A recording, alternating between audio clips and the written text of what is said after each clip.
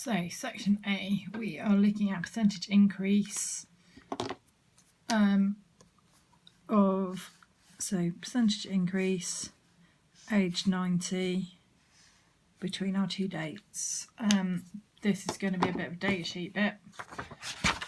So from your data sheet, you are given certain information. You know that in 2015 there were this many people aged 90 and over, and you also know that in 1885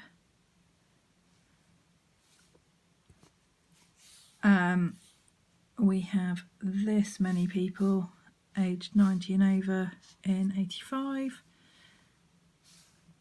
We can also take that information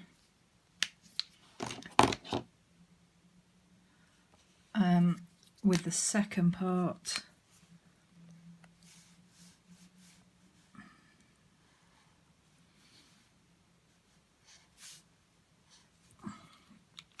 so we're effectively given 4 bits of information. For the first part of our question, actually we only need the top paragraph. So what we're looking at is,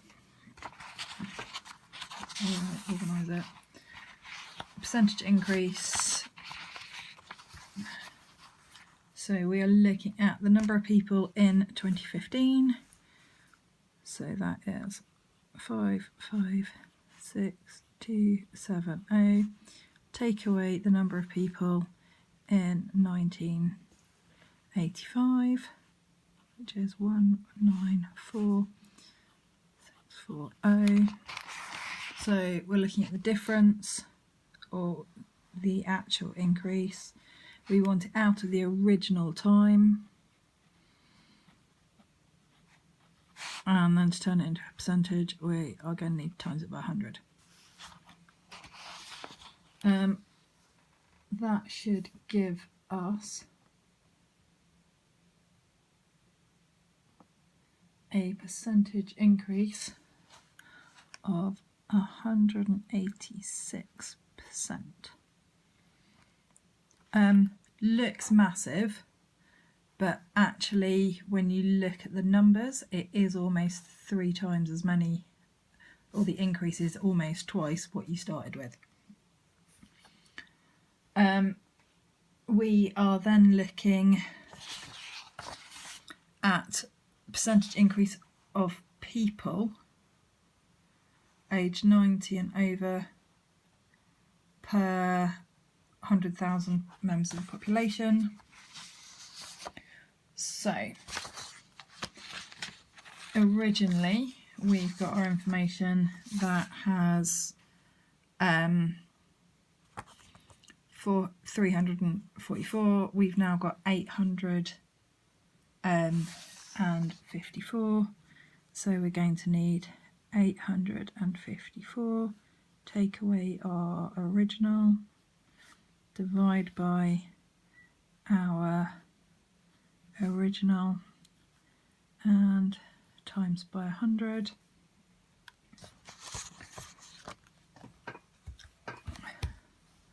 So we have 854, take 334, divided by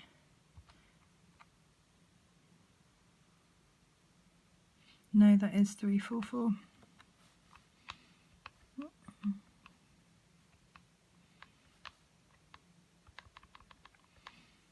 That should be a 4.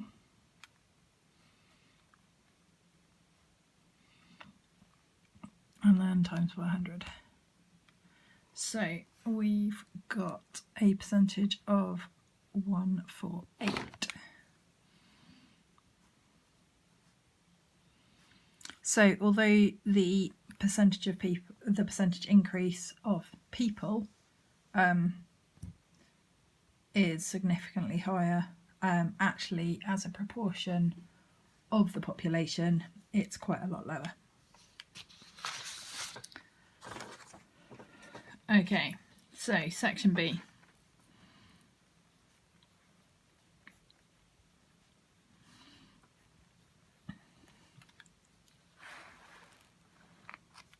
We are looking at wait times of airports. In this one, it asks us to show what the average security wait times were. This is quite unusual, but is doable. So, first off, we've got 43, 41, 45, 38, 40, 39, 38, 37, 42, 43, 43, 45, 46, 46, 46. There's 15 things there, and I've got 15 in the calculator. That bodes well. Although these are independent, you can get your calculator to look up both of the bits of information at the same time by sort of conning it into the fact that there's two variables. There's not. It's one variable. Realistically, sensibly, you'd type it into your first column twice.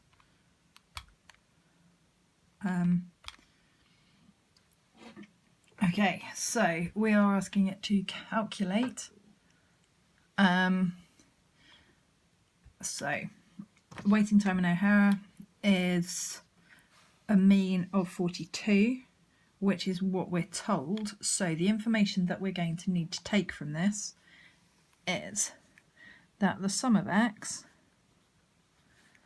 divided by n is 632 divided by 15, and that equals to 42.13 reoccurring, which is approximately equal to 42.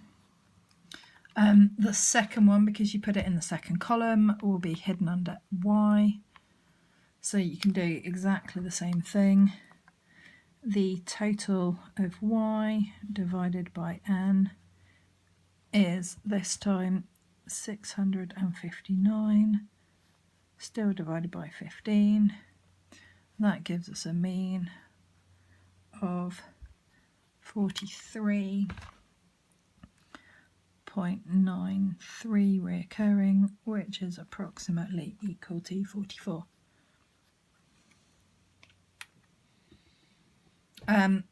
The standard deviation of waiting times at that point is really easy.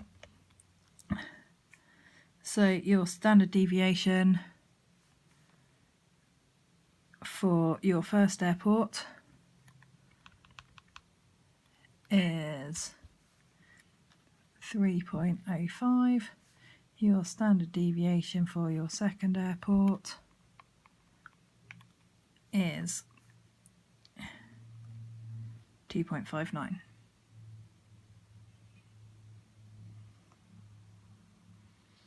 So looking at this in context, we know that from here the average wait time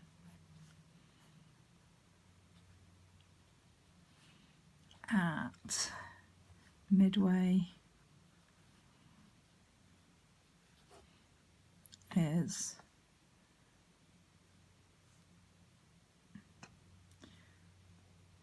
2 minutes longer than at O'Hare, full stop. And then we look at the standard deviation, and that tells us about the consistency. So the wait time slightly more.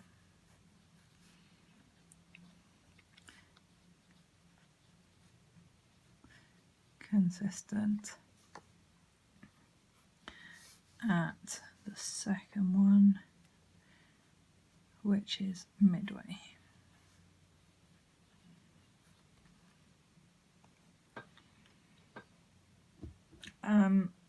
Outliers. So outliers are a slightly strange thing because you're looking at how far away things are from the mean.